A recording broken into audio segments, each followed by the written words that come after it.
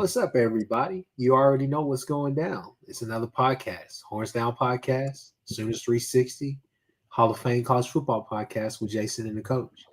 So, we're back. We're going to talk about a bunch of interesting things. If you want to scroll down and look at the bio or whatever down there, then you can look at that and see exactly what we're talking about. Go ahead, like, subscribe, share everything from each one of these channels. Again, Horns Down Podcast, Hall of Fame College Football Podcast with Jason and the coach, and Sooners 360. So, that being said, gentlemen, how are you guys doing?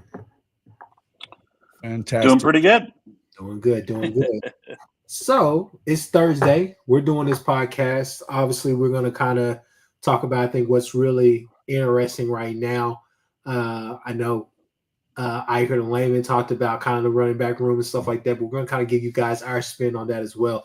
$500,000, I think that's absolutely, excuse my language, batshit crazy, but nevertheless, enough of me. Jason, Chris Mason, whichever one of you guys want to kind of go talk about that first topic, go ahead and let the people know what you got to say.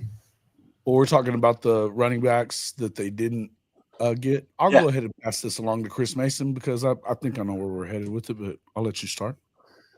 Okay, so obviously OU lost out on Jonathan Hatton to Texas A&M, and in theory lost out on Kaydin Jones to OSU within the last 10 days. So from a recruiting perspective, that knocks off the two most named running backs connected with OU for the 2026 class. In fact, it basically wipes out the 2026 running back group, high school-wise, in terms of feature backs. The only guy really left is Ryland Morris from Texas, who's sort of an all-purpose back. He's committed to Baylor.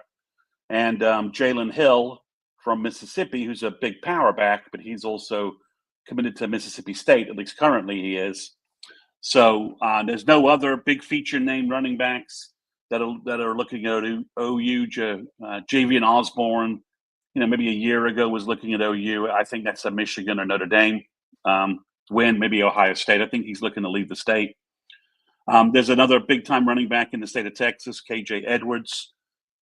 He doesn't appear to be looking at OU at all. OU hasn't been heavily recruiting him. So from a certain perspective, if you were like me and you follow OU's high school football recruiting pretty heavily, after losing Hatton, you thought, well, maybe they would be able to focus on Kaydin Jones, OU legacy. But it looks like OU moved on from Kaydin Jones about 2 weeks ago, 3 weeks ago, maybe even a little earlier. So it's kind of interesting. You get Gabe and Teddy on their podcast saying that they don't feel like there's a running back on campus. And then you have OU walking away from their two running backs. The Hatton situation, I think, just to give a little clarity, DeMarco won that recruiting from a regular recruiting standpoint.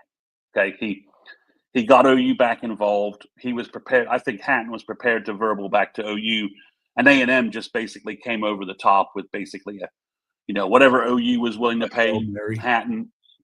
They went 2 to 3x times whatever OU was willing to do. And again, was something we're getting deeper into, whether it's Nagy alone making that decision or Nagy advising Brent. OU just didn't match the NIL offer. They stood pat and lost Hatton, who I think he's a top 100 back. I think he's I don't know.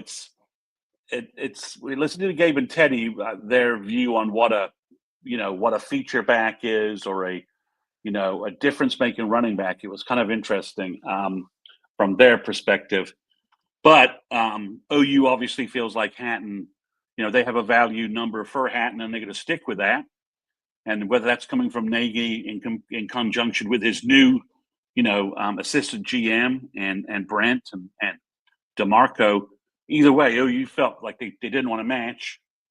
And it doesn't sound like OU felt like the number on Kaydin Jones was also getting away from whatever number they were willing to go with Kaydin Jones.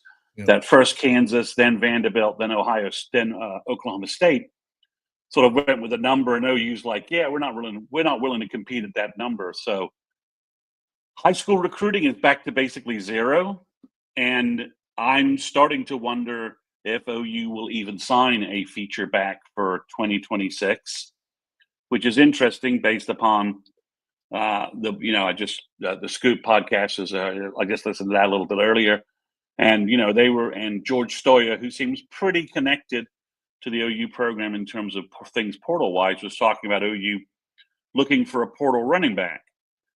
So I just think it's an interesting. This also fits in with something, a bigger topic for us to kind of dwell and chew on today.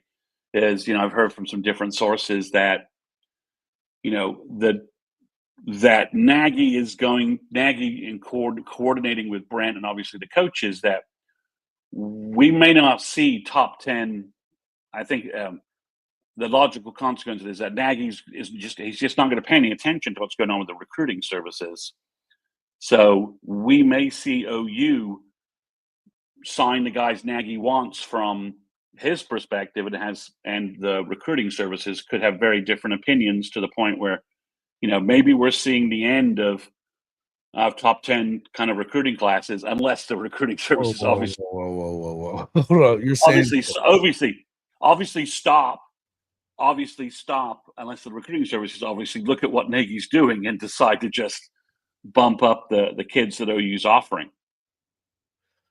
Yeah, and that's where, I mean, if we're going to really sit here and act like what Jim Nagy is and doesn't matter in the grand scheme of things of the recruiting services, is if that's what we're going to do, I think that everybody has fallen off the damn rails, because the recruiting services, they need to adjust anyway. They've been needing to adjust anyway for a while now. It's not a complete science. I talk about this all the time. We've been talking about this. Yeah, we have been. Yeah, and so there's a lot of guys out there. Look, do you want to get a guy like Jones because of him being a legacy guy? Sure, if you can, and it's within your budget. But we are now in a time where they are going to a flat-out NFL model, which means that you have values placed on every position.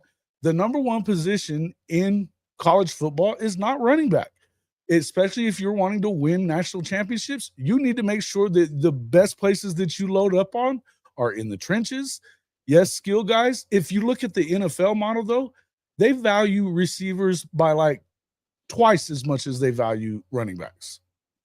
If you look at what the numbers are and what they pay salary-wise to those guys, it's not even close.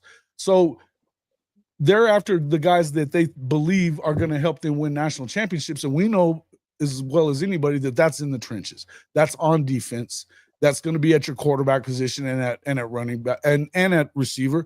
But the running backs that you have in the room, yeah, you've got a bunch of guys that you don't have a ton of experience. The experience that you have had some injuries, but the guys that you have in the room this year right now are absolutely worthy of having an opportunity to go ahead and get it done. Whoever it is that in this recruiting class that we get isn't going to come onto this team until 2026 anyway. But I would tell you that if you missed on Hatton and you missed on this guy and that guy and this guy and that guy, what about that guy J.J. Hill out of Mississippi that we know is a X-Rob type of guy, maybe even a little bit more speed, right? Same size, big guy. There's guys out there that know they may not be 4 or 5 stars according to On3 or 247. That doesn't mean they're not worthy of playing on a team like Oklahoma.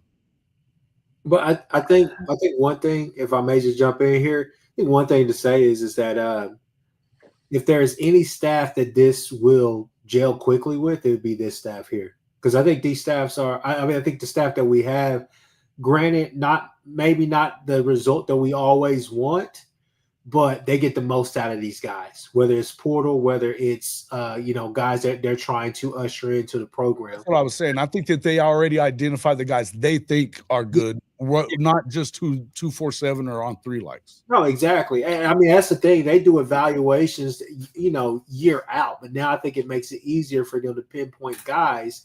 And the biggest thing is that you got to remember the type of, I always give him a shout out, but Ty Hayes, shout out to our friend Ty Hayes, Around the Table Sports. But what, Ty would always say in his early videos and when he would do videos with all of us is, hey, I love Venables as a recruiter. I love Bates as a recruiter because they don't have to get a guy that's just a finished product from high school at that D-line position, at that DN position, at different positions on that defense. They go out there and they get freaks. They go out there and get freak athletes, and they teach them basically how to play the college game, how to maneuver around in this defense and go do what they do. So, I mean, I think that the development is there. We just have to see it. I think a lot of OU fans are just like, hey, we need to see it all come together, right?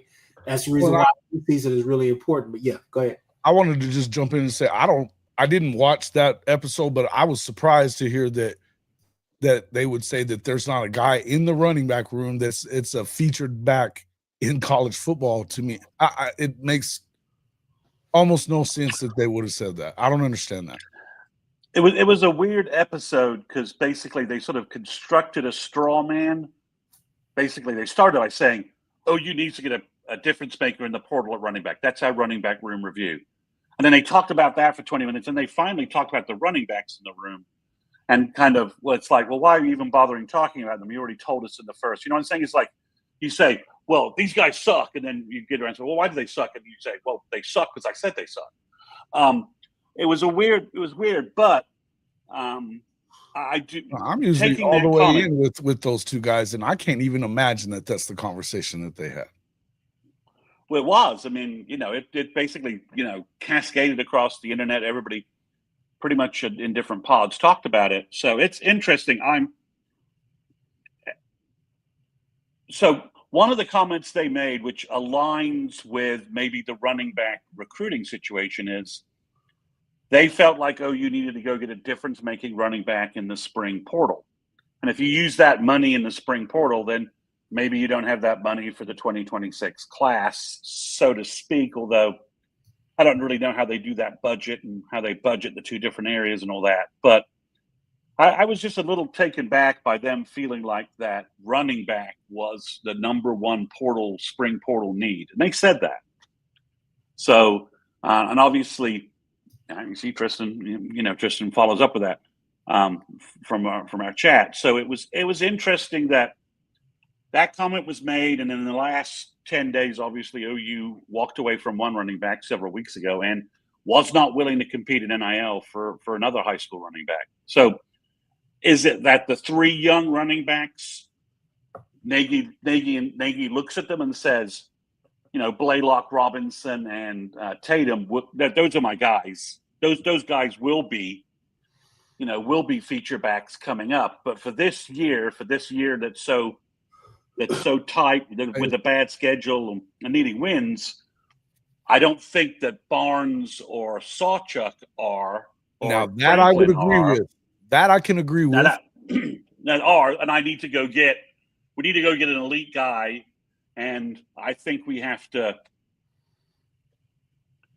Part of my problem is, well, who's a difference maker at running back? And not to disagree with Gabe and Teddy too much, but they were rattling off some players, and I'm like, well, that guy's not a difference. They were saying some running backs in the SEC, like, well, Bama has a difference maker at running back. I'm like, well, I didn't see one last year. Wait, who was he? I didn't see him. Yeah, Missouri didn't have one last year. He played quarterback for him. I think that's who they. Yeah, he was exactly. Kaydin Durham was okay at LSU, but he wasn't like a 1,500 young guy.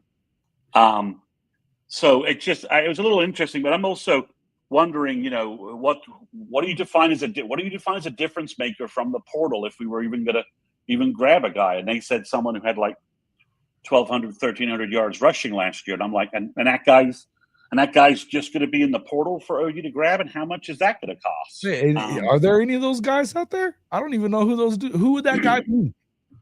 Who's the best returning running back in college football? I don't know. Yeah, exactly. I don't know any of those guys. I'm just really thinking. I'm not thinking of any guys that had 1,200 or 1,300 yards that are even back. I mean, Henderson and Judkins went pro, right? Yeah. Yep. So did the guy. Maybe it's the guy from Boise. I mean, everybody that really had a huge Rocket Sanders. Rocket Sanders is gone, right? He gone. And maybe it's the guys at Penn State, the duo who I think now returned. they're both coming back. Yeah, and they're both good. They're good running backs. So I don't know that I would ever trade one of them for Joe Mixon. If we're going to use a barometer, so go ahead, Kay. I think you have guys here. I think the problem is just that it's just so much unknown. But the biggest thing is this right here, and this could be the deciding factor. What is the conversation like between Arbuckle and Nagy as far as, hey, I can make it work with this guy, I can make it work with that guy. I mean, if we just run down the list, I think X right now, to me, I think X is probably your most complete runner as far as being able to. The vision is there, the vision is there, the footwork, all the rest of that stuff, the speed, the burst, the confidence, that's there. Probably your most complete back right now. I think behind him, sorry people, but I'm putting Tatum. I saw some things from Tatum last year. I'm like, he flashes off the screen. It's just the fact that he can't hold on to the damn. He's got to hold on to the football. We all know that that's a fumble thing, but that's that and the fact that DeMarco wasn't going to, until he was the best blocker in the world, he didn't appear to want to play him. But yet, I mean, I go back to the Navy game and that last play for the two. I mean, I don't know why you had Sawchuk in there instead of Xavier Robinson. No, that too. But speaking of that, then I mean, honestly, it's kind of a toss-up who you put next as far as Sawchuk or Borns, because we all know Borns is a hard runner. Borns is going to be able to do good things. I still question the vision. I still question, is he? I mean, what is he doing out there? Because sometimes he's just running to the back of blockers. He's just running into basically the tackle area. But then you look now. Before he got hurt, I mean, with the old, I mean, it's like we had flashes of Ole Miss. That's another issue. And that's the other issue is, so I think you're right on Barnes. I mean, I think he was showing more wiggle and more vision in the Ole Miss game and the main game, which, I'm not really sure how much you put on into that, but he was showing more stuff, regardless of who he was playing, before he got hurt at the end of last year than he had previously. So I was like, okay, maybe some things are starting to click, but then again, he got hurt again, and that's now 2 years in a row where he's just not available. Yeah, but the same, and that's a perfect segue into the next running back, Sawchuk. To me, this offense probably fits Sawchuk really well just because of the intangibles that he has. But like I've said again and again and again and again, and I'll say it now, somebody's got to tell him, you're not Kennedy Brooks, you're Gavin Sawchuk. Hit the hole, let's go. But hell, even Kennedy Brooks in his year with Kyler, that's all that he did. That was the biggest difference between him and Trey Sermon. Trey Sermon liked to dance back there in the backfield. He would see the hole and he's gone. So I mean, it's just one of those things where you're like, hey, I get that you want to be patient and everything, but you gotta figure it out. Which I think that your offensive line is going to be better than last year, regardless of what the line looks like this year. And then obviously you got Torrey Blaylock, who is kind of maybe the unknown, but he's holding. I think Jason is restating the Bills Parcells maxim: the best ability is availability. Yeah, got Ryman Lemmy, Jeremiah Love. He said Jeremiah. Okay. Yeah, pretty sure okay, I agree. Yeah. Percent. Yeah. Marion Hampton at North Carolina. Yeah, he's gone. He's in the pros. I'm pretty sure he's in the pros. Maybe I'm right. Maybe I'm confusing him with the Tennessee guy. But Bill Belichick's going to lose a running back? Give me a break. Belichick's going to run the ball left and right if that guy is that good. So, I think you're right, Kchris, that, I think the two veteran backs have showed you enough that you can't rely on them. Yeah. I think X-Rob has shown. I mean, but again, we haven't heard anything about the running backs really this spring, have we? From all the flashes that we're hearing Giovanni Gibson. We're hearing a lot about the D-line. We're hearing about wide receivers and Mateer, but we're not hearing. Right, because they didn't do anything. I think it might be part of that, might be the fact that you didn't have a quarterback that would throw the ball down the field. You didn't have receivers available, availability. There's that word again. So I think that could be the reason why you're hearing a lot of that stuff. And maybe the 15 minutes that the media is getting, they're not running the ball a whole lot so far. I don't know. Yeah, but we're not hearing anything behind. They are supposed to have a scrimmage coming up, so maybe we'll hear something more about a running back so far. But it's been a little quiet about the running back room, and it's dead quiet about the tight end room as well, which is not a shock there. So I just think we're seeing potentially three Nagy footprints already, right? I'm not spending a lot for a running back out of high school, and I'm evaluating the running back room, and I don't like what I see in the upperclassmen. And maybe I'm going to redirect funds from the high school class to the portal class to see if I can, this may be where we see Nagy's influence play a bigger role in the portal than we've anticipated, right? Nagy, maybe this is a situation where Nagy's perhaps going to be able to reach out to his sources and say, we're looking for a running back if the right running back is out there. And we've got some money for somebody. So if somebody's, so it may be that Nagy is is playing like 3D chess in the portal, whereas previously, OU was, kind of waiting to see who would be in the portal. I'm just wondering if Nagy is going to sort of reverse motivate folks to be in the portal, and we're going to be like, oh, wow, that guy's in the portal, and we're already engaged with him. Wow, that's interesting. No, it's not. Nagy told a number of agents he's looking for a running back, and that got back to their clients. So, I think Franklin. I think he just needs a place, go somewhere he's going to play. So, I just don't think that's at OU. I don't think he's certainly not the difference-making running back. I think that folks want OU to have, or they think OU needs to have this fall. So I think it's going to be an interesting story to track. I think we talked 2 weeks ago, and we were talking cornerback, safety. What I'm hearing, I don't think wide receivers a need in the portal, but I would certainly throw that to you guys to debate. But I hadn't. I mean, I was pretty sure that if you gave me a set of money, I would take a corner with some experience if he was available, but with a little height, someone to offset to Eli Bowen's lack of verticality. Corner, linebacker, possibly. Yep. I could give a crap about running back right now. I'm going to tell you, I just don't see that this is. Well, I'm hearing really good. I mean, James Nesta and Tyler Hamer apparently having good springs, really good springs. So your depth at linebacker is a little bit more than you thought. So yeah. Let me go ahead and open this one up right here. This can of worms. Shout out to Topher. Shout out to all the guys, especially the Discord guys. But he said I would still take one more wide receiver. So. Got to bring up this point. So me and my uncle been talking about this for the last couple of weeks. Every Saturday is what he starts every OU conversation with. He's like, I would still take one more wide receiver. Why?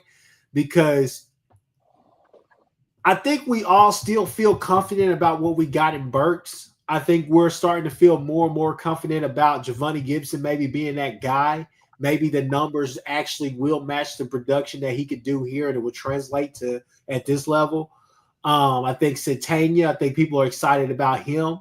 You hear some things about Keontae Lewis, but then, Elijah Thomas. You got guys on campus, stuff like that. And Kearney and Josiah Martin. I was going to say, Kearney's been flashing a lot from what I understand. But the problem with that is that you can't I'm sorry, but can you trust that Jaden Gibson is going to be 80%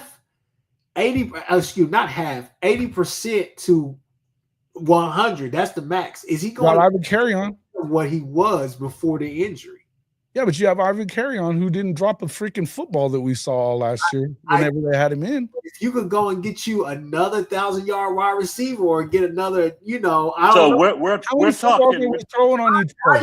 I just throwing it out there. I need one more wide receiver, guys. How many footballs are they going to use? You said what? How many footballs are they going to throw on each play? I'm not Three. It's a new offense. Arbuckle is going to have 3 footballs in play at the same time. That's awesome, man. We're gonna change the game now, I guess. Holy shit! The point of it is that we could talk about the depth, right? But when it comes to our big four, because what you should have is your big four should be Javonte Gibson, Satania, Burks, and Jaden Gibson. You need insurance for Jaden Gibson. It's almost the same as going out there getting another. I think that Kearney is the guy there instead of Gibson at the moment because of the fact. And you're going to block Elijah Thomas's death. And I was fixing to say you got Elijah Thomas, and I've heard a lot of good stuff about Manny Choice too. I don't want to mess with their development. Okay, well let's spin this around with you, Kchris. So you've got $400K in the portal for an elite skill position player. Are you taking a running back, a wide receiver, or a tight end? he just threw tight end in there, Jason. He just threw tight end in there. Well done. Well played there, sir. Well,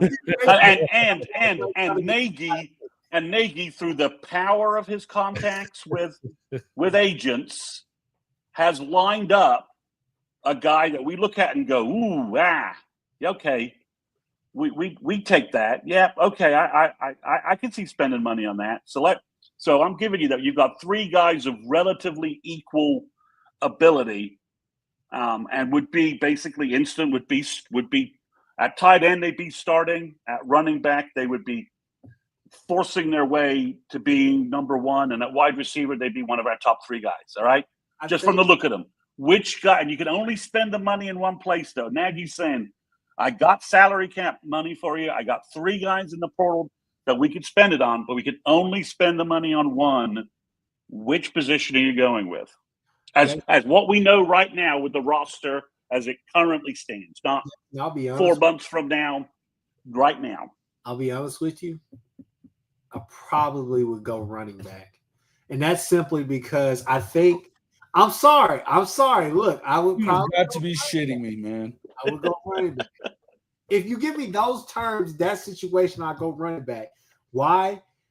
Just because I have a little bit of faith, a little bit of confidence that, hey, I've seen him do more with less. And that's not a slight at the Washington State guys. That's just saying, hey, I've seen you go out there and do it with those guys and have a high production, high chip. Running back, I want to make sure that you're fine because I want a running back that's like, I'm not sitting there saying that we need a damn Bijan Robinson or something like that, but we need somebody that can help the offensive line as well. I'm just saying, like, we need somebody who could try. So X-Rob didn't show that he could do that against Alabama last year? You said what? X-Rob didn't show you that he's that guy against Alabama? I'm not saying that he didn't, but I feel like what are we talking about then? What are we talking about?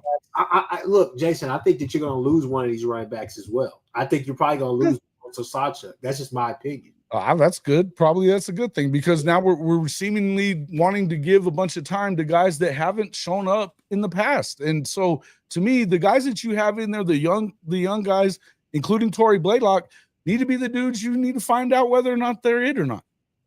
I could give a crap about the running back position. I'm telling you, that's crazy. X-Rob did prove that he's that guy, and they still didn't give him the damn football against LSU.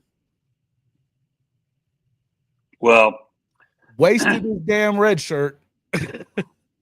Well, I don't know. We wasted it. I mean, if he's as good as we think he's going to be, well, yeah. I mean, he's not going to be around. He's not going to be around as a 5th-year senior anyway. Yeah, but if Kchris is wanting to go get another one out of the damn portal, then it is going to be wasted because they're not going to run him. Look, if you get rid of okay. So Kchris made his choice. You didn't love his choice, but Jason, I now spin the wheel to you. Where are you spending your NIL money? You are Jim Nagy. You have arranged 3 guys of equivalent difference-making impact for based upon who they are, which position are you spending the money on? It would probably be the something at the cornerback position. That'd be the No, first. I don't think it's offense. Cornerbacks in the parking lot. Oh yeah, tight end, Offense. no doubt, it's tight end. It's not even a question. So you think you're willing to ride and die on the young three of Rob, Tatum, Absolutely. and Blaylock. Oh, dude, come on, man. Of course. Okay. I mean, you watch Blaylock at 202 pounds working out with his dad, who knows something about the running back position. Jimmy Satterfield says center. Well, we're talking skill guys right now. I think we're not blowing $400K on a backup center. We're just not. Because also, with how kids are playing, how good some kids are looking, I think Nwewu to center is something that we'll probably see. Maybe he moves to center, and you free up space for Ozada and EPL to be your guards, and you have Nwewu as your backup center. But I know that we need a backup center is something that's needed because I don't think Iasosa or Hollenbeck are ready.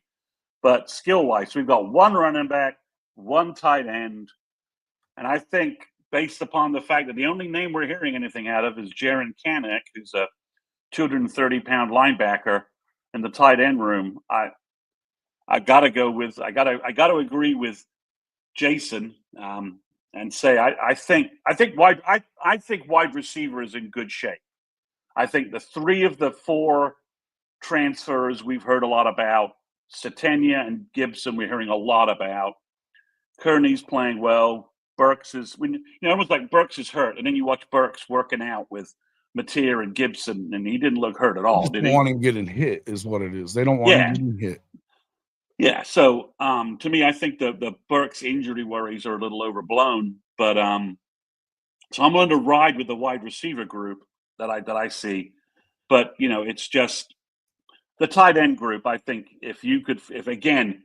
My main concern is though that I'm setting up a false argument that you're going to find that there'll be a wide receiver or a running back that could really help in the portal.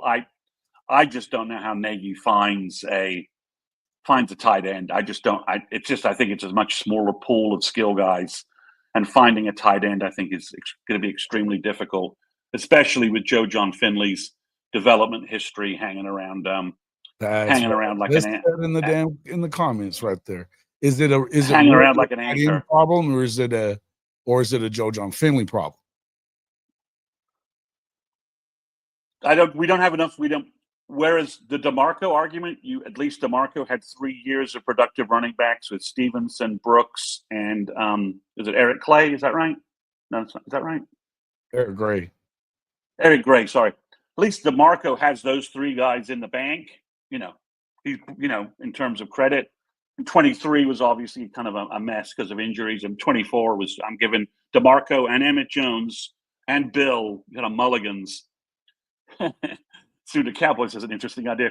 So you I don't know the Decorians. I don't think he's that good, but I prefer to tamper with a guy who's 6'3", 215 pounds, and plays in Columbus. And Columbus, he's in Columbus. We're gonna go that route. Yeah. So I do think I set up a kind of a false argument for us because I do think we'll see. There'll be guys at running back. Maybe there'll be definitely guys at wide receiver because there's just so much wide receiver talent. But at tight end, I'm just not sure. I'm just not sure how. I'd love that Nagy's got like 4 tight ends in his book that he was tracking for last year, for next year's draft, that are at some small school that he can get some agents on the line and get some guys in the portal. And maybe that's the first example of the way Nagy will pay off in a way we've never thought. But I think, if you take tight end off the board and you just make it a running back wide receiver argument, I think I probably agree with Kchris and would go if I'm limiting the argument, forcing you guys to choose between those two positions, which is also not really fair. I think if we're talking about running back in those two positions, would it be running back or receiver? I guess 6 in one and half a dozen in the other. I think they're I guess fine it would at almost. receiver. I think they're fine at receiver. I think they're fine at running back. But yeah, okay. If we're gonna play the hypotheticals and that's what we're gonna do, it's either one or the other. Then yes, go with running back. That would be what you would do. Yeah. If I'm constructing, It's not receiver for me. It's not receiver for me. I don't think so either, because and maybe I trust Emmett Jones more than DeMarco at this point as a college coach. I'm we've gone back and forth with me saying I think DeMarco belongs in the pros. That's my most recent opinion, but I think it's interesting that we may be seeing Nagy on this side. This and as I said with recruiting, again we may see OU. I think the running back situation I use this really poor example that Nagy is he's a little bit like, hey, we're rushing down to the altar with these guys, and I really haven't had a chance to evaluate the whole running back group. Maybe I take a pass on the running back group for 26 until my full scouting staff is in place for 27, because, obviously Jason talked to Stevens kid from Mississippi, right? That you talked to last week? Yeah. Yes. And there's obviously other running backs in play. Yes. Michael Stevens. So I just wonder if part of what we're seeing is Nagy basically at running back saying, I'm not in a rush to go to the altar with any of these guys. I'd rather spend the money on a proven commodity that I've got. I've got 4 guys I know that I can convince to get in the portal already, because I know these are guys I were planning to invite to the Senior Bowl next year. And then Nagy's saying, I'd like to push off the running back value quotient until 2027 when my full staff is in place to scout, evaluate, and provide the proper opinions to whoever is the running back coach. Let me jump in here, guys. Let's go back through some of the comments. Topher B said if it's a difference maker, he would want a tight end. Ung said tight end. Let's see. Stop that said tight end. Ung said tight end. Let's see. Looks like a lot of people are saying tight end just in that situation. Looks like you're limiting us to one of 3 skill positions, Yeah. So the Cowboys. And I'm only doing that, but I'm only doing that because of the context of losing the recruits, right? And the depth we have, and like I said, I was expecting to hear a running back review from Gabe and Teddy, and the first comment they make, right out the gate, we need a different running back. It's like, okay, can't you guys at least talk about the guys a little bit? And they're like, nope. And they, where they're hearing that from. They're the only guys who do get a behind the curtain view at practice, right? We know that they get to watch actual practice, not just the media session. At least that's been my estimation. So I think defensively is a different discussion. I think we know what we're hearing. We talk about cornerback, and then a lot of the player interviews to this week, everyone's talking up Cortland Guillory left and right. And Gentry Williams seems to be relatively confident in his ability to play. So does that, if you come out of spring and a couple of the freshmen have stood out and, you've got more depth at Cheetah, maybe you can play Dolby, some at safety, maybe some at nickel corner. I don't know. I thought cornerback was the number one need. Linebacker, I just don't know that we find a linebacker who's good enough to be in our top 3. And I think any linebacker who is good enough to be in our top 3 is probably going to be promised a starting spot somewhere else and won't be interested in fighting Kobe, Samo, and Lewis and Daniels for starting time. So that's my question at linebacker. I like the idea of depth, but I just wonder if we can find a guy that actually can get in the top 4, that's, can break into our top 4, that's willing to be in a top 4 rather than an auto starting job somewhere else. But yeah, I think overall, if we talk defensive, I think it's a different argument. But I was just stunned that OU walked away from both of the running backs that they had been involved in. One for cost, and one perhaps for talent and cost. It's DeMarco's basically just lost a year and a half of running back recruiting. Yeah. But it's this. It's one of those things where would you have wanted to get that Hatton kid? Yeah, but look, people. We're still talking about 2026 season. You know what I mean? But on that running back position, I don't even know. I mean, to me, I just don't see, if we're gonna go to this model of this is what we're gonna do, then you have to go ahead and go with it and relax about it a little bit. I think that they're gonna get the guys that, I think, like what you opened up with, is that they're gonna go get guys that they identify as worth the money and the investment that they're gonna have to put in them, because this is an NFL model now, and you have a real NFL guy in the house and running the show on that end of it. I think that it works very well with this program, because we've got guys that don't really give a shit about what 247 and On Three and Rivals think about who's got the most stars. I don't think that that's one of the things that moves them that much. Yeah, no, I agree with you completely. I'm just saying that it will be interesting to see if once we, the next recruiting class, the 2027 class, I'm not sure how much impact Nagy can have on who OU signs this year. Maybe he will have, or maybe I'll be surprised by the time December rolls around and we'll see what's actually in the class. But I do think the comment made to me was like, just recruiting rankings are going to, less and less. So, if OU's not got a top 10 class, don't freak out. But we'll have the guys that Nagy exactly wants in the class in coordination with Brent Venables. And and obviously, some of those guys, back in the day, Bob made, a living off 3 stars becoming,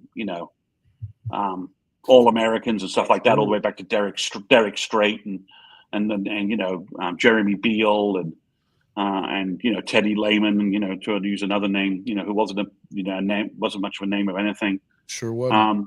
So it'll be interesting to see if when OU goes down this path, do the recruiting services start to, Nagy offered this guy, we need to pump up his rankings. So we'll see. We'll see if there's going to be 12 months down the line, we have a different effect going on. Because I do think Todd Bates already does some of this, right? And I think Chavis, who, Bates mentors to a heavy degree, has already done this, right? Bates switched to this guy, Branch, from Pennsylvania at defensive tackle, and then he switched to the big kid from Florida. I believe his name's Brian Davis, if I'm remembering right. So, we saw some switch there. We saw, Chavis focus on Jake Krull and KJ Ford, and not get bogged down with any other defensive ends and just make, focused on those guys. So, the linebacker recruiting is definitely picking up. Dryling's doing a good job there. You can tell that the guys visiting OU and OU making offers, that stuff is starting to look a lot better than the alley stuff that we were dealing with last year. So I think you're right, Jason. I don't think the staff, Bill Biedenbauer's not going to give a flying, blank about what anybody thinks about offensive line. Yeah, no matter what you're saying about Ryan Foji right now, he was ranked in the 500s whenever he committed. Well, when he was offered, Bill saw him when he was in the offer. He was like, he was a nobody, right? And now, I could think, he might be the second best freshman that he's seen in forever. And of course, he's only second best because Fasusi's the best looking freshman he's seen since Trent Williams kind of days, that kind of time frame. But I think it's interesting that I just wanted to bring that as a comment because fans, we're ranked 10th on 3 in the SEC right now, and some of our fan base is probably freaking out about that in terms of who's our next verbal commitment, when are we getting another verbal commitment, and it's probably going to be a hint to everyone. It's probably Mason James. That's the next guy, the wide receiver from Norman North, who's basically a Sterling Shepard, Ryan Broyles clone type guy. So the odds of him not being successful in Norman are relatively low. But yeah, I mean, it's going to be interesting to see if Nagy, if Nagy breaks his quarterback tie or is pushing one guy over the other guy. So, I thought we might take a little while to see Nagy's influence, but I think it's showed up at running back recruiting already. I think he's probably going to be the tiebreaker at quarterback recruiting if they need to break a tie, if they don't just sort of, ghost one of these kids and move on. But I didn't anticipate it being this quick and this apparent. I thought that the 26 class would kind of move along and we might see it in 27. But I think it's definitely impacting what's going on. He might as well get his ass to work when we're paying him now. Well, yeah. I mean, I think a lot of obviously the schedule is still very daunting, and everyone. I think and that was a little bit of what Gabe and Teddy was trying to get through, was that they wanted a proven difference maker at running back to handle this upcoming schedule. Well, a quick question for you. I'm gonna ask Jason's question because he added as one of our topics tonight. Does this NFL model does it clash with what college football currently is right now? It clashes with what college football was. Oh, go ahead. That's what I would think. It clashes with what football was, and I think that Chris Mason kind of hit the nail on the head when he opened with this, talking about that we're getting away from caring about what 247 on threes and Rivals thinks about whether they're worthy, if they've all been to all these camps and they're all 5s and 4s and all that stuff. They all have to have been to their camps. The truth is, there's a lot of guys out there that nobody knows anything about, like Giovanni Gibson, that all of a sudden here he is. And I mean, you can tell that, the speed, the ability to get in and out of routes that you've seen from him, whether it was, on his film or not, all that stuff is going to translate to any league, no matter what. When you're 6'2", almost 6'3", running a 4.4, I mean, it's probably going to translate when you can get in and out of your routes the way that they do. So, I mean, look, that's the way I kind of look at it. Is you're going to have to start embracing the fact that we're going to a model where it's about what your coaches think, what your scouts, which, he's going to have a scouting department. Apparently you got to go out there and get the guys that you identify as the right dudes. I remember talking or watching, I think it was the Pivot podcast, and they were talking to Nick Saban. And what did he say? He was talking about Bill Belichick, saying, we identify guys based on his method. It was this height, this weight, this kind of speed. That's who we want on our football teams. And we did it the entire time at Alabama. Now, it just so happened that, that all those guys were 4s and 5s and blah, blah, blah, blah, blah. But no matter what, they had look how many of those guys you could change the name all day long, but their guys were always their guys. They were always the same type of dude that did very well playing at Alabama. You're going to see that here too. I just think that it's already been headed in that direction, but I don't think it's a change from what it's.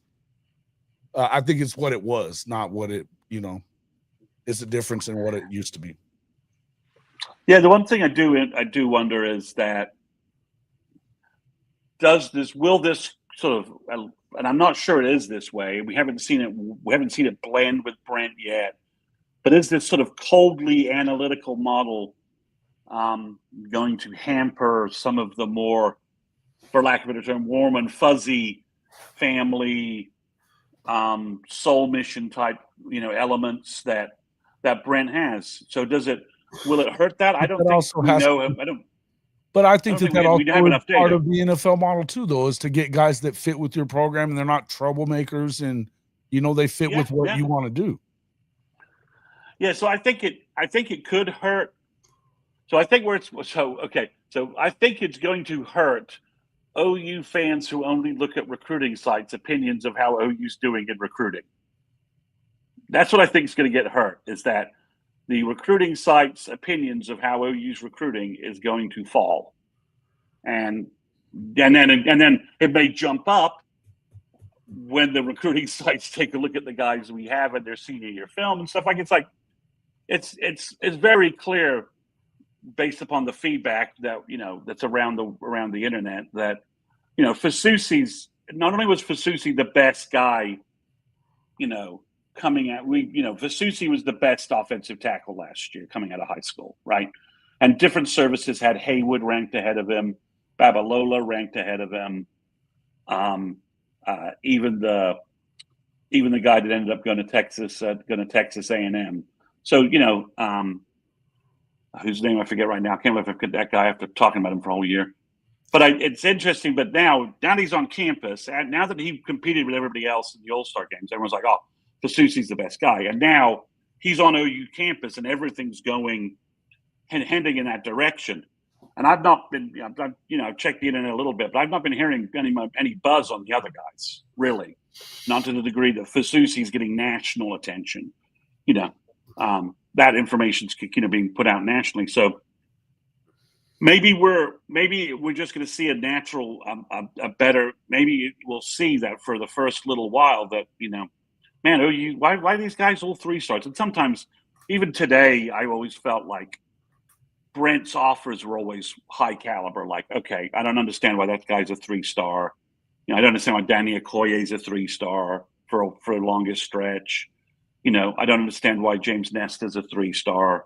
So it's going to be interesting to see just how do OU fans react to being, the 12th ranked recruiting class in the SEC, or outside the top 25 from the different recruiting services. How are they going to react? How are they going to react to that? And does that even matter? Does it really even matter? I think that there's two things that would cure that, right? That help that. One, if you're winning, right?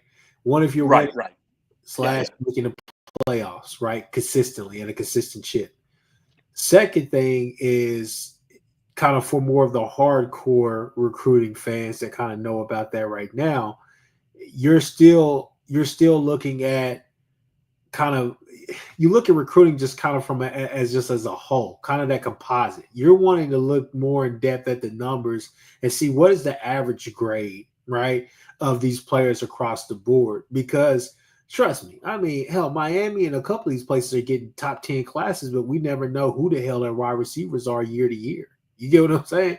They've had one in the past, 3 or 4 years that we've all been like, hey, that kid, Restrepo, but Restrepo was under recruited, all the rest of those different things. He's a guy who's made some money in the league, a lot of that stuff. But you just have to, and I'm not just talking about Restrepo. They've had 2. I'll give them 2.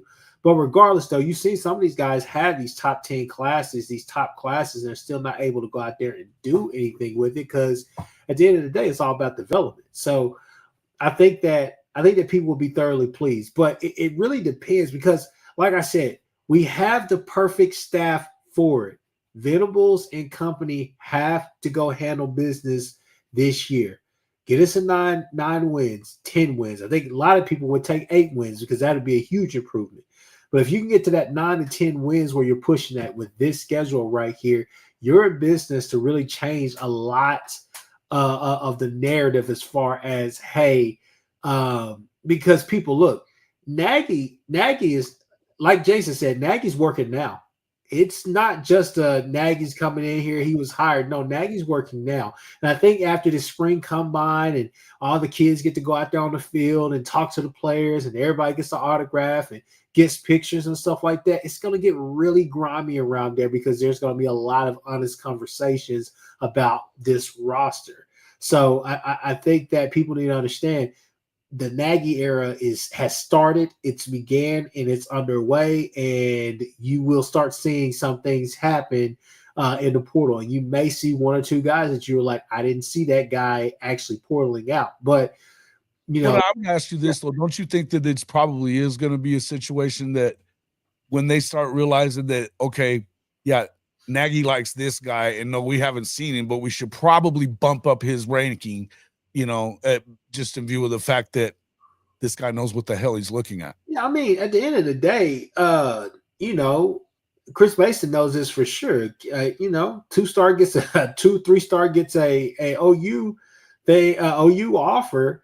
What, Kamari Moore? He was he wasn't even ranked. He bumped all the way up to like 3-star and stuff. I mean, it's just crazy. Like these ranking sites, some of these sites, they kind of go off of that. If the guy's getting recruited by a couple of the bigger schools, especially some of the blue blood schools, and all of a sudden he takes a rise, he takes a jump, all the rest of those different things. I think you can see that right now with the Bentley kid and Jaden O'Neal. Who's hot right now? It's the Bentley kid. Everybody wants him, this and that. So he's soaring up past everybody, and everybody that they were in love with is kind of falling. That's a good segue. So do you take any sort of solace or confidence in that? It looks like the guy that we just hired from the athletes group was heavily involved in OU's portal evaluations, right? The guy they just hired, the new assistant GM, that's what he was doing heavily for the Rosenberg athletes group, right? That group heavily managed OU's portal activity in December. Do you take any solace or confidence from the first that portal group that's now on campus, where it looks like for the most part that OU's, that portal group looks as solid or better than the portal groups previously? And that's obviously no one's seen the field yet, no one's played a game yet, but it looks to be that OU, has, it looks like a stronger group, right? I'm projecting Gibson, Sategna, Simmons as probably 3 starters or, de facto starters on the offensive side of the ball. And there's a good chance that Daniels and MJJ are going to be significant contributors on the defensive side of the ball. And the other wide receivers, it looks like for the most part, there just doesn't look like a lot of misses from the portal group that they brought in. So do you think that gives us does that give you any confidence in the Nagy process, knowing that Nagy just hired a guy from athletes group and that guy came in and he did this, and now you've got Nagy and this guy working together to build a roster? Because to me, the portal group looks pretty solid, other than the 2 tight end guys. I know you tried to get better tight end players and just missed out on them. They had money for them. They missed out on them. Other than the tight end group, I take a look at the portal. I see 5 or 6 starters out of the portal group we brought in. Yeah, I don't disagree with that. I think you see either starters or they're getting significant time. They're getting a lot of packages and different things for them. So I think they're built into the offense/defense as well. Yeah. But I mean, weren't those guys already here before? The Nagy and I guess the other guy. No, the guy that got hired, that they just hired, whose name escapes me. He was part of the Rosenberg the athlete group that Rosenberg runs, and that really, based upon the information I have from my sources, that really ran OU's portal operations in December for the most part. Like, they ID'd Simmons as the offensive tackle that they could afford, and he was the best one to bring in. So they didn't waste time on money on the Rice guy who went to Ohio State. Yeah. And like the UNLV guy who went to Oregon, who were both pricing themselves out of OU's range. That, they were doing the pricing evaluation. Same thing at wide receiver, right? OU skipped the Georgia Tech wide receiver, who I think ended up at Ole Miss. They identified. Did you go to Auburn? Was it Auburn? Yeah, I don't know, maybe. But they're just saying that guy, he seems to have implemented that process and helped OU through their portal process last year, right? And in December, and that led to OU getting, even Marvin Jones Jr. and Kendall Daniels seem to be intelligent number plays, right? Like, okay, we can get a lot out of these guys.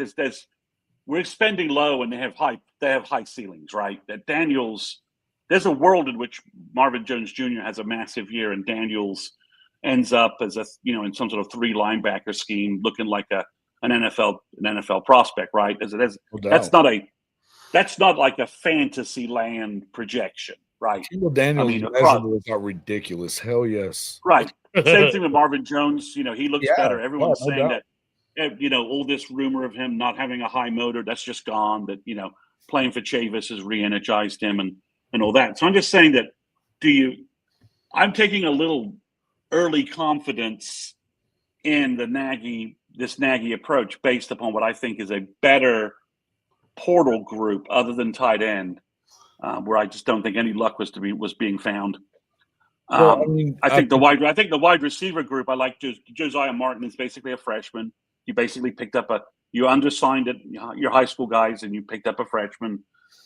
He's basically going to be a freshman. And then, you know, you added, you know, Lewis is a senior. So it's if it doesn't work, it doesn't work. He's gone in a year. You know, you can still sign a big high school class of wide receivers in 26. So I just think I take a little confidence from that, you know, that maybe this is all going to work. That this new scheme, this new process, you know, because it's definitely, OU's definitely projecting ahead, right? Nagy's working with a salary cap where schools like A&M are just like, just spend more money, you know, and Nagy's obviously like, no, if I think this high school running back is worth, and I'm just going to throw a number out, I don't know, it's right. If I think that high school running back is worth $200,000, we're not spending $400,000 on him, right? Sure.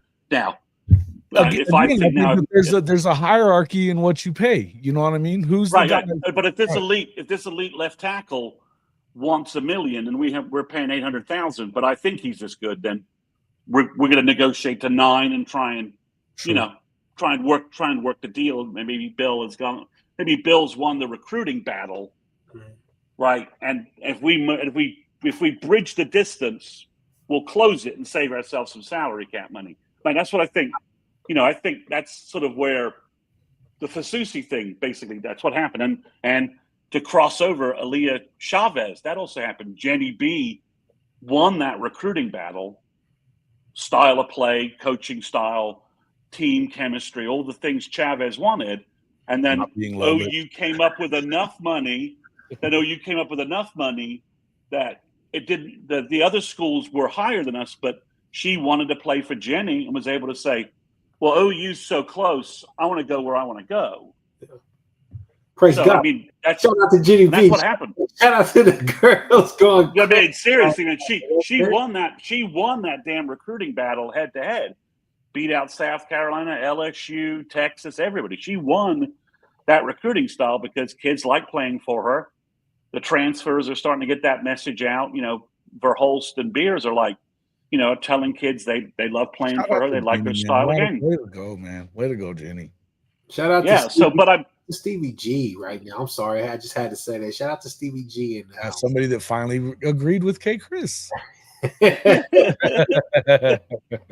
it's just, I think we're going to see, it makes me wonder if because this is a pretty big gamble model-wise, right? That OU's jumped into this without a salary cap really being in place yet. And managing to a cap to a certain point, showing financial restraint where schools like Ole Miss and A&M, just to use those two, kicking, you know, Florida to a degree. I'm not sure what Ohio State's doing. Miami's obviously spending money like a drunken sailor at Fleet Week, continuing to try and help the worst game day coach in America. But OU's definitely showing financial restraint right now before it's really being applied to anybody else. Sure. And I'm just wondering, it could be a disaster, right? But early signs seem like it seems like it's working. But well, here's what you still got the House settlement coming up. So once that happens, is when this restraint's going to have to be for everybody else anyway. The NIL is going to change things, right? It's having the revenue share at $20.5 million. That's the cost to get in the dance, right? It's your cover charge. Right. The NIL is the cream on top of that. Guys, I've been trying to jump in here to say I'm going to do it. Okay, I've talked about it a little bit on this podcast. Chris Mason, I may send some stuff to you over the weekend. I'm going to tell you guys next Wednesday or next Thursday, whenever we do the pod the next time, I'm going to tell you how to fix NIL. I'm going to do it. I've been thinking about this for a while. I'm gonna show. Well, you are a legal mind, so you know.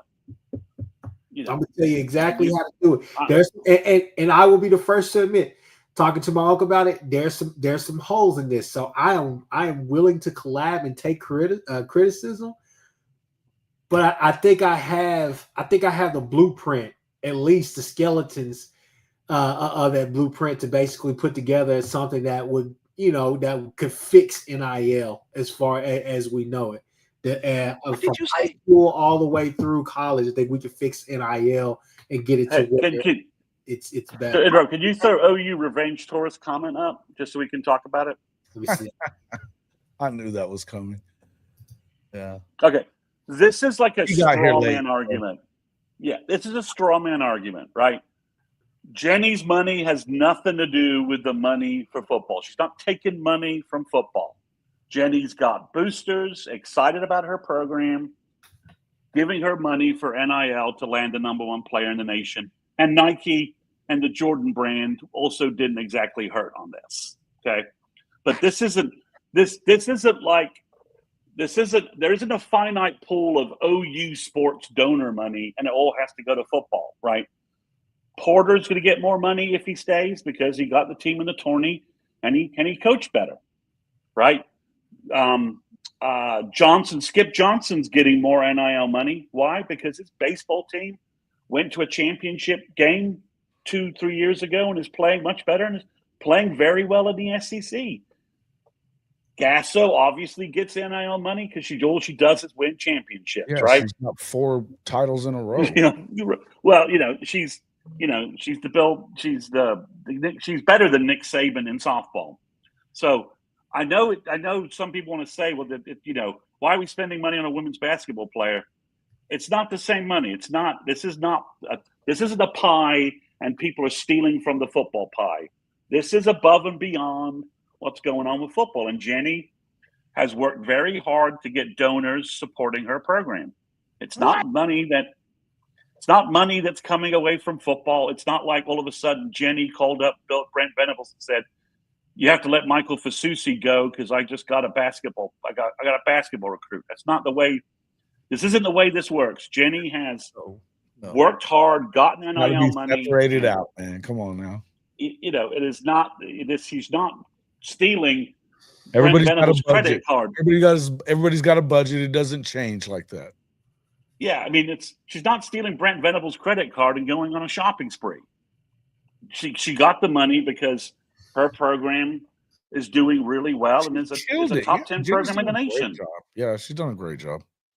So it's not. It's one thing can exist as Chris is always fond of saying. We can have great NIL for women's basketball, and still go out and get 2 things can be a true. 5 Yes. and go out and get a 5-star defensive end in football. It doesn't. One doesn't mean the other. It does. There's no connection between the two. That guy.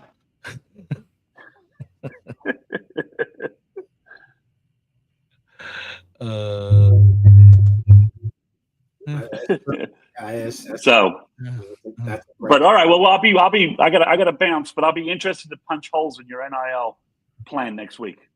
All right, people. With that being said, we've been on here for about 1 hour and 8 minutes. So next week we'll talk about that. We'll bring you guys some more. As far as we know, I think next week maybe we have some more about the Bentley and O'Neal thing, and we'll have some more. But guys, hey, a lot of great content out there, a lot of great OU creators. We know a lot of them, so definitely go check those out as well. But like, subscribe, do all those different things, share these videos with everybody. OU Intel right here. You got Chris with a K with the Horns Down podcast. You got Jason with the Hall of Fame College Football podcast with Coach. Hey, and before you guys run off, just 1 second. Are we not going to bring up the conversation about Bedlam in the springtime?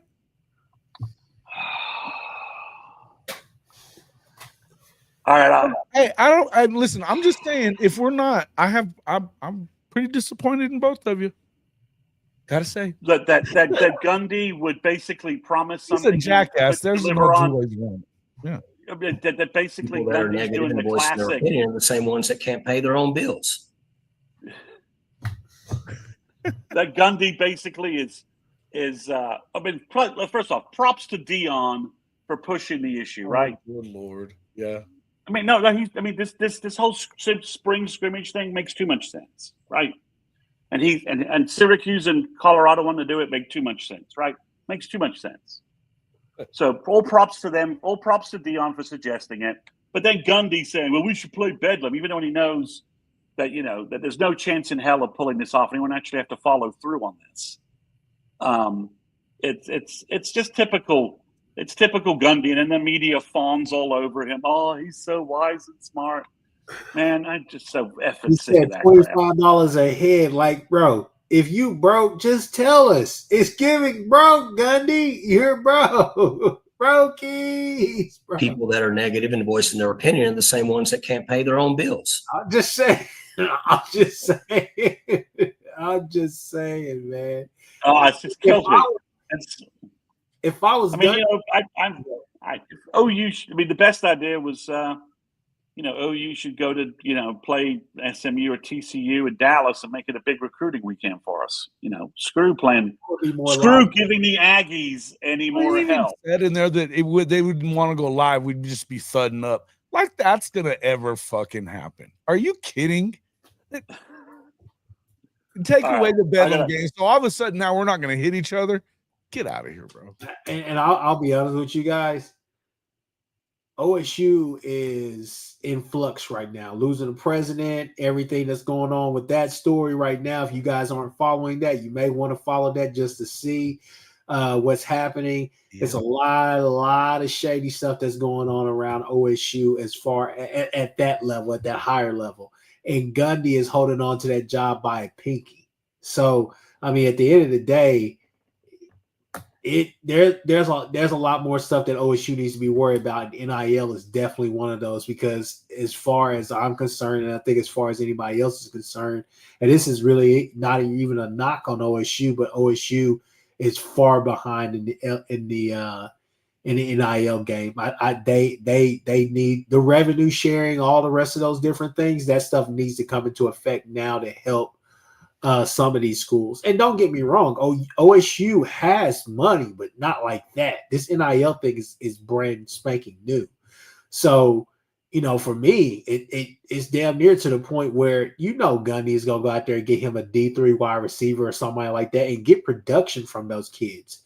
But to keep an Ollie Gordon on campus is probably going to take a little bit more than what it usually would, You get what I'm saying? So it would have been my last comment. It would have been sweet if we needed a running back.